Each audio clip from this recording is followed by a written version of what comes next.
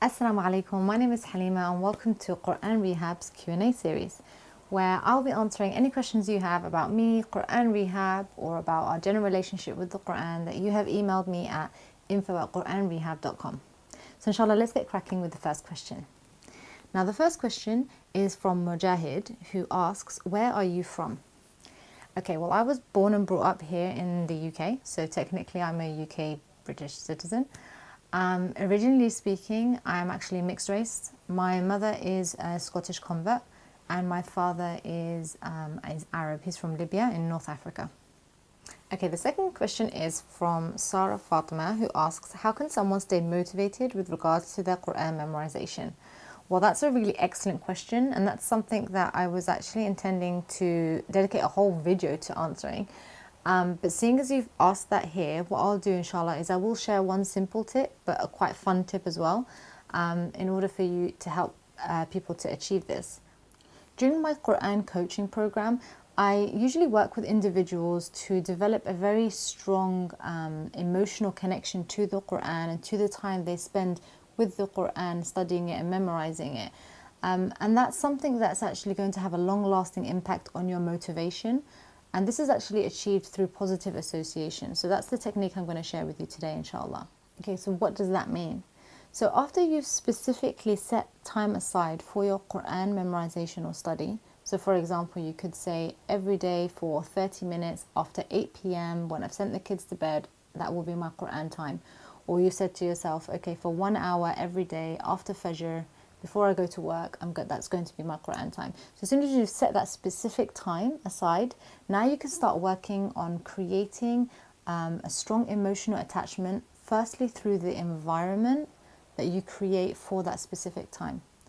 So what I usually advise people to do is to create a space in their home. So for example, it might be in a spare bedroom, an office space, if you have loft space, or you have a conservatory or something. It could even be simply just a corner of your bedroom that you specifically set aside for sitting in when you're doing your Quran memorization. That's the first step we take in making that specific time exclusive.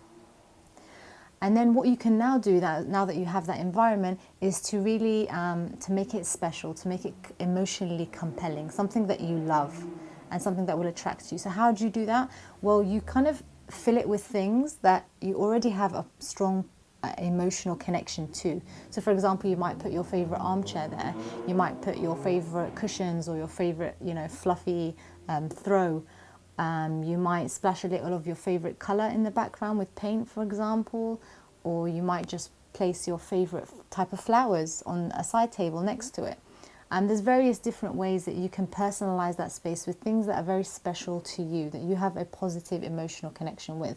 So what's the point of that? Well, now that you have your exclusive space for your Quran time, and it's filled with things you have positive emotional connection to, in time, as you are studying the Quran and memorizing it on a daily basis, you will start to naturally also associate those positive things with your Quran memorization, and it will be something that you will crave naturally. Now, I would even go as far as to encourage my clients to spray their favorite perfume or bukhur in that area, in that environment. And I would also ask them if they have a special type of brew or a special type of drink, a soft drink or a tea like cinnamon tea or sage tea or something that they really enjoy. And I would ask them to make it exclusive to that period of time alone where they're spending with the Quran. So for example, I remember when I used to visit my Quran teacher in her home, and after we'd spoken about the week, etc., she would go and bring a tray of tea. And it was a tea that I never tasted before. It had maramiya in it, which is like sage. And she would always make this sage tea with milk, and it was very, very tasty. And she always used to give it to me, and we used to drink it before we used to recite, just to warm up our voices, etc. And subhanAllah, that was the only time I drank that drink. And then recently, somebody had left some tea bags in my mum's house, and I had been visiting, and I had drank it. And it tasted exactly like the tea that my Quran teacher used to make for me. And all of a sudden I was just flooded with all these positive, beautiful memories. that I had treasured of our time together and of the Quran and the positive things that I felt at that time. So I've actually made a commitment that now, inshallah, when I restart with a new institute and teacher that I found here in Birmingham, that I will also, as part of my routine, I will drink the tea before we start the Quran memorization, just to reinforce this this psychological positive association that I have, because the tea is actually very yummy as well. So this is something that I would encourage, and I would say never underestimate the power of the mind and how we emotionally associate things. And we can also do this to help with regards to our Quran time and making it something special and compelling, and something that will motivate us to want to spend that tranquil, peaceful, beautiful time with the Quran, inshallah. So that's just one simple technique that I advise people with regards to sustaining their motivation long term. I know it's something that the sisters will love because we like these little design projects. Okay, the third and last question comes from Samreen Ahmed, who has written a paragraph that I believe contains several different questions, some of which I've answered previously. So inshallah, what I'll do is I'll just answer those that haven't been covered before, which I believe there's kind of 3 separate questions. One is about, does age matter? So I'll answer that first. No, it doesn't. And that's simply because Allah subhanahu wa ta'ala tells us in the Quran, He says that I have made the Quran easy to memorize, so is there any who will memorize?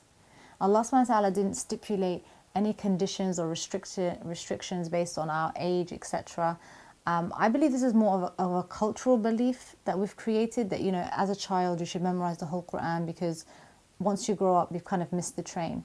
And that's not really true. And any expert in memorization will tell you that it's all about the way that you train your brain. And it's actually never too late to do so. And the interesting thing to think about as well is that the Prophet ﷺ himself was at the age of 40 when he first started to receive revelation. And as we know, the Quran was revealed over a period of 23 years. And interestingly, so that makes the Prophet ﷺ around the age of 63 by the time the revelation has been completed. And a lot of the other companions also who memorized the Quran at the time were well into their 30s, 40s, 50s and 60s. So inshallah, what I might do is just put a link with the video to some inspiring stories of people who have memorized at an older age. I have read stories where, that are amazing, of children at the age of 3 or 5 memorizing the Quran, but I have also similarly read many cases where people have started the memorization at the age of 80 and completed it in that time as well. MashaAllah, tabarakallah. The other aspect of her question, when she says that Arabic is not my first language, and that she also has read people memorizing 2 or 3 pages a day. Now, the thing is, I've noticed that you're already comparing yourself to other people, sister, which is not the most helpful of mindsets to have when starting a journey to Quran, on Quran memorization. You shouldn't need to compare yourself to anyone else because our memorization journeys are very personal to us. So in a sense, we should be authoring our own book, not others. Now, you should just plan and act according to your own abilities that Allah subhanahu wa ta'ala gave you, according to what's comfortable for you. I think the reason that we get frustrated this day and age when it comes to not achieving things at a fast pace or very quickly, I think it comes from as a reflection of our society at the moment and our culture, where everything is moving very fast paced, whether that's food, we expect to be processed very quickly when we enter fast food joints, or we want very fast answers from Google on the internet, etc. And we kind of take this attitude and apply it to our Quran memorization as well, which is not the case. I mean, the Quran wasn't memorized over a very short period of time, very quickly, and there was a wisdom for that. And I think we need to go back and take this wisdom and this attitude when it comes to memorizing our Quran as well, because we really want to understand the Quran. We want to be able to practice it in a practical way in our life as well. And we want it to better our life, inshallah. So let's take this mind frame, inshallah, forward.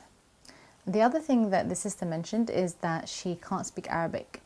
Well, Arabic is not my first language either, and it's not the first language of hundreds of thousands of people who have memorized the Quran across the globe, including some very, very famous scholars of the past. and that we all respect and we look up to. So language is not the main obstacle. It's something that can be overcome.